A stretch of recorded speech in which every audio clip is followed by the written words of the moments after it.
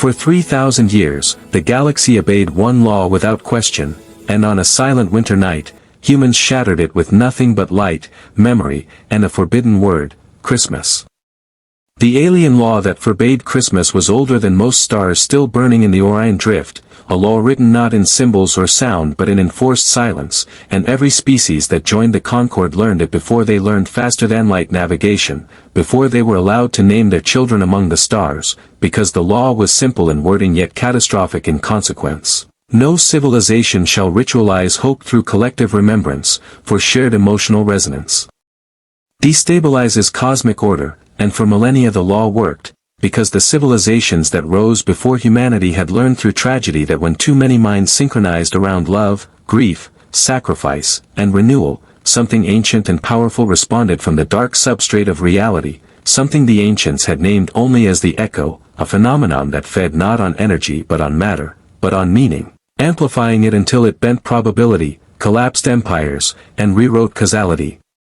And so the Concorde was formed not to conquer but to prevent remembrance from becoming ritual, to stop symbols from becoming seasons, to ensure that no species ever again created a moment where billions felt the same thing at the same time, because the last time it happened entire constellations vanished, and the survivors built law out of fear and called it wisdom, and when humanity emerged blinking into the galactic community, they seemed harmless enough, loud, divided, endlessly arguing over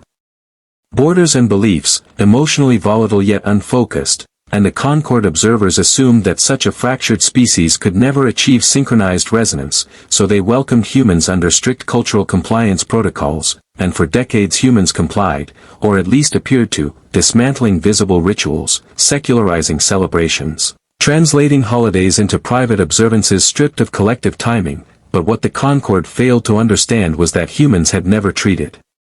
meaning is something that required permission, because on Earth meaning had always survived underground, in whispers during wars, in songs banned by regimes, in candles lit behind blackout curtains, and so Christmas did not vanish, it merely went quiet, becoming something carried instead of displayed, remembered instead of announced, encoded in small acts that meant nothing to alien eyes trained to monitor only mass behavior. And while the Concorde celebrated another century without an echo event, humanity spread across systems carrying with them trees that were no longer trees, gifts that were no longer gifts, stories that were no longer officially stories, and then came the winter of the Nerith cycle, when the star Heliox dimmed unexpectedly, plunging 12 inhabited systems into prolonged darkness, a cosmic event without malicious intent yet devastating psychological impact. As photosynthetic food chains faltered and nocturnal predators thrived, and the Concorde responded as it always did with logistical precision, reallocating energy, issuing ration algorithms, suppressing emotional broadcasts to prevent panic, but what they could not suppress was despair, because despair did not require synchronization, it grew individually and metastasized silently, and it was during this darkness that humans did what they had always done when the night grew long, they created light. Not as infrastructure but as defiance, stringing small luminous filaments across habitat corridors.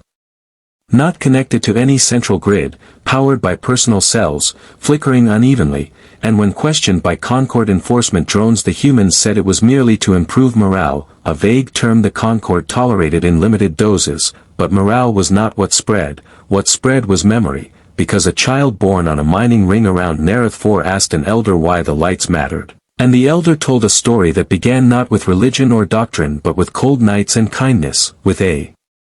time when humans reminded themselves that darkness was temporary, and the child told another child, and another, and soon stories flowed through human networks like warm currents through cold space, still unsynchronized, still fragmented, until the night a human medical vessel answered a distress call from a Talarian outpost, finding the insectoid species weakened, their hive mind strained by isolation protocols that prevented emotional sharing, and a human nurse, exhausted and grieving her own losses, placed one of the small lights near a Talarian juvenile and told a story not meant to convert but to comfort, about a night when people gave without accounting, when forgiveness mattered more than survival, and the juvenile responded not with words but with a harmonic frequency that resonated through the hive, triggering a cascade of emotional feedback the Concorde monitors flagged as dangerously close to resonance. And enforcement fleets moved to isolate the system, but it was already too late. Because humans, sensing the familiar tightening in the air that always preceded crackdowns, did something unprecedented. They synchronized intentionally, not through official channels but through time itself, choosing a single rotation cycle, aligning across systems not by command but by instinct, and at that same moment, without announcement, without broadcast, humans everywhere paused and remembered, not loudly, not uniformly, but with shared intent, lighting candles, activating small lights, exchanging simple objects, telling the same story in 1,000 variations, and the echo stirred, not violently as before but cautiously, as if tasting something long absent, and the Concord panicked, because their models predicted annihilation or worse, but instead of collapse something else happened, probability smoothed, entropy locally decreased, damaged systems stabilized. And in the nearest darkness faint auroras appeared, not tied to magnetic fields but to emotional density. And the Concord leaders realized with horror that the echo was not a predator but a mirror, amplifying what was offered, and what humanity offered was not domination or grief but resilient hope tempered by suffering, and the ancient fear that birthed the law had been based on civilizations that sought to use resonance as a weapon or a throne, whereas humans treated it as a reminder of humility. And the law itself began to fracture, because laws written in fear cannot withstand evidence of growth, and yet enforcement fleets still advanced, because bureaucracies always lag behind truth, and when they arrived they found humans waiting, unarmed, lights in hand, not in defiance but in invitation, and one Concord commander, ancient and weary, asked why humans risked everything for a ritual they could have abandoned, and a human elder answered that Christmas was not a ritual but a promise humans made to themselves, that they would choose kindness even when it was inefficient, generosity even when resources were scarce, forgiveness even when memory burned, and that promise had kept them human through ice ages, plagues, wars, and the vast indifference of space, and the echo listened, and for the first time spoke, not in words but in change, dissolving the neurological barriers the Concord had engineered into member species to suppress emotional synchronization, not forcing resonance but allowing choice. And across the galaxy species felt something new, not overwhelming unity but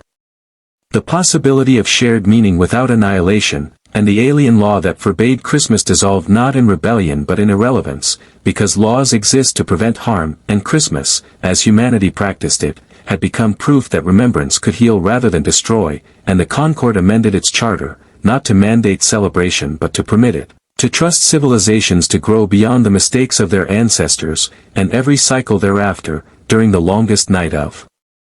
each system, small lights appeared, different shapes, different stories, different names, but all rooted in the human lesson that darkness is not an enemy to be erased but a season to be endured together, and somewhere beyond perception the echo settled into quiet watchfulness, no longer feared, because what it reflected now was not conquest or despair but a galaxy learning, slowly and imperfectly, how to hope, and humans, once the youngest species at the table, became something unexpected, not